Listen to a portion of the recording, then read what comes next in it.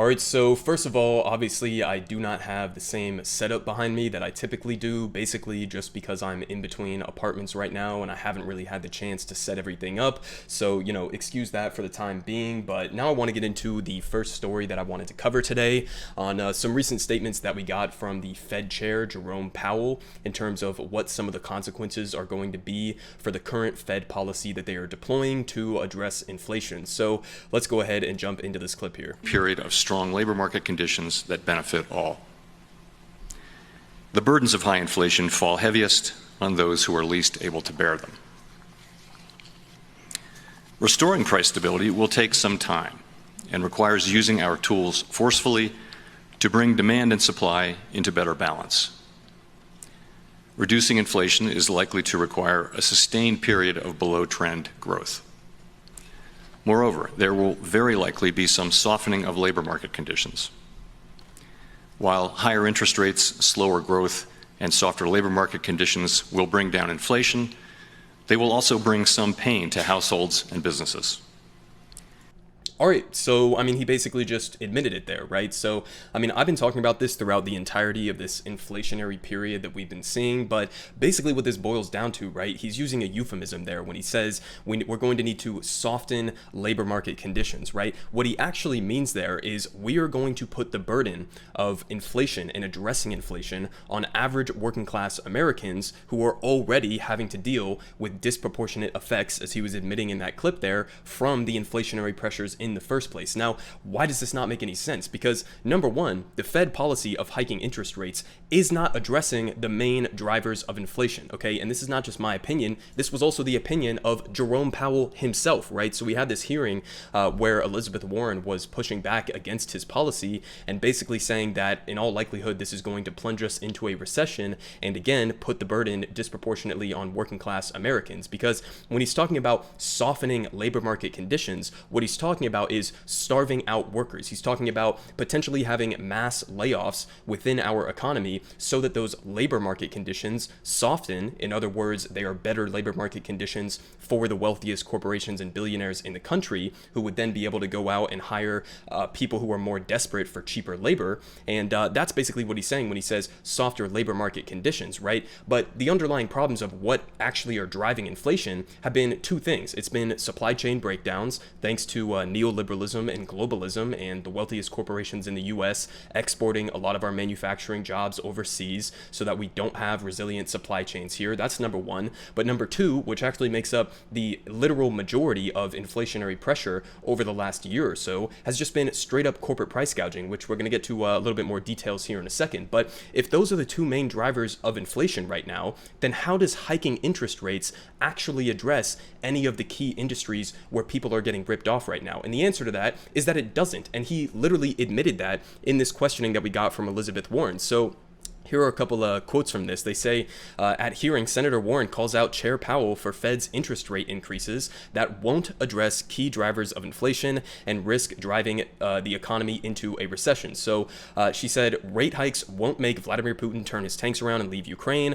Rate hikes won't break up monopolies. Rate hikes won't straighten out the supply chain. Rate increases make it more likely that companies will fire people and slash hours to shrink wage costs. Rate increases also make it more expensive for families to borrow money for a house or a car, etc.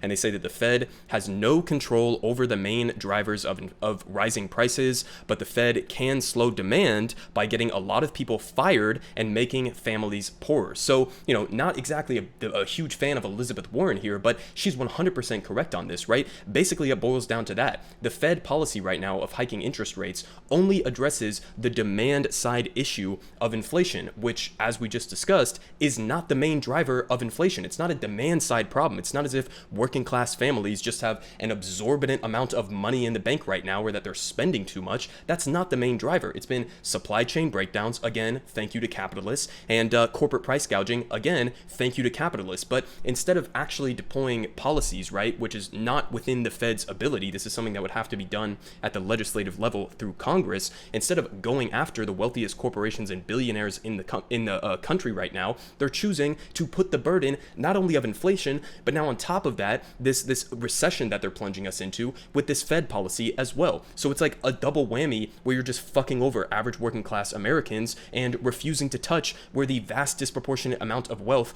actually is in this country, right? So if you wanted to have meaningful policies that did address inflation, you could do a couple of things that I talked about in my video the other day when we were covering John Fetterman's op-ed that he wrote in Pennsylvania. You could do things like go after the corporations, the oil companies right now, who are seeing literal record profits, as are many corporations across many industries right now, who are recording record profits as they are basically price gouging Americans and raising prices way beyond what increase in supply side costs would dictate. So here from The Guardian, they say revealed top U.S. corporations raising prices on Americans even as profits surge. So, okay, this equation is not matching up, right? If you were just having to increase prices because of supply chain issues or because of an increase in supply side costs, then you would not be making more profits than you were before the inflation started, right? It's just a very simple mathematical economic equation that we're talking about here. And yet they're leaning into this narrative of inflation and blaming it all on, the overspending of the government or whatever the fuck, and how average working class Americans apparently just have so much money stored up and they're spending way too much,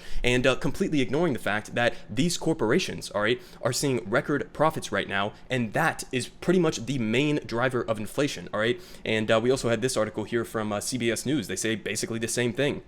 U.S. companies just had their best year since before most of us were born. Okay, best year since most of us were born. So again, you're not tackling the main drivers of inflation here, which is on the backs of corporations. Here again, I covered this on my channel just a couple weeks ago, basically just screaming the quiet part out loud here from Bank of America. They have an executive saying, we hope conditions for American workers will get worse. And well, I guess that hope absolutely came true, because this is exactly what the Fed policy is going to be doing. It is going to soften labor market conditions. In other words, it is going to starve out workers so that they are more likely to have to go accept lower wages, worse benefits, worse working conditions, etc. So again, this is absolutely incoherent from the perspective of like meaningfully addressing inflation. If you wanted to do that, you would have to go after these corporations that are price gouging the American people. We can't even get a fucking windfall profits tax on things like the oil industry, as they are seeing record profits right now, while gas prices are still way beyond what they should be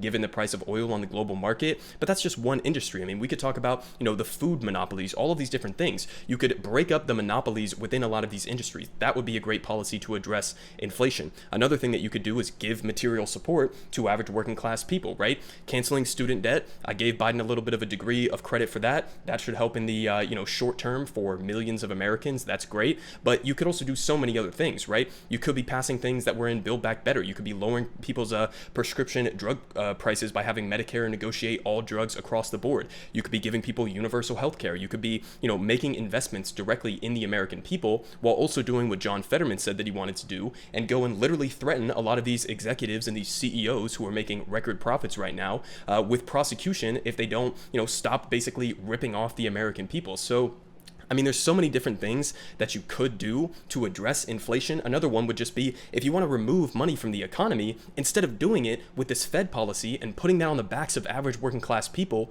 with these rate hike increases, okay, instead of doing that, if you wanted to pull money out of the economy, go tax fucking billionaires, tax the wealthiest corporations and people in this country. That's what you would do. Not only are they not really paying taxes right now, in the case of many corporations and billionaires who are paying less effective tax rates than like an average barista at Starbucks, but on top of that, that's where the disproportionate amount of wealth exists in this country, right? The top 1% has more wealth than the bottom half of Americans, and yet they're choosing to go pull money out of the pockets of that bottom half of Americans and completely leaving the top 1%, the top 10% alone in this equation. I mean, not only are they not, going after them, but basically this entire policy is to their benefit, right? That's what he means when he's talking about softening labor market conditions. He's talking about deploying a policy that will harm working class Americans, that will stifle the somewhat revitalization of the American labor movement that we've been seeing with unionization across the country, and all of that is in service of the capitalist class. So this is what happens when you have a completely dysfunctional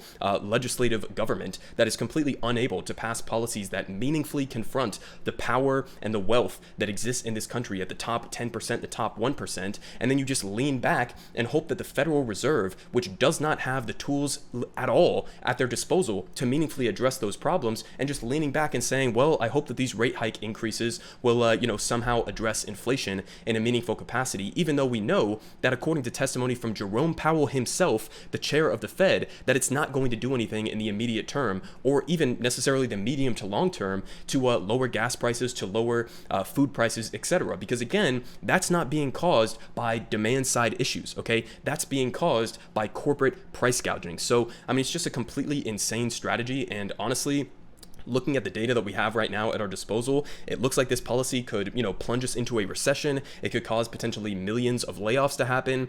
People are not going to be making those investments in housing or other things that you have to take out loans for. So, I mean, this is going to have disastrous material consequences for millions and millions of Americans, disproportionately the poorest Americans in the country. And meanwhile, you're not actually getting to the root causes of why inflation is actually happening right now.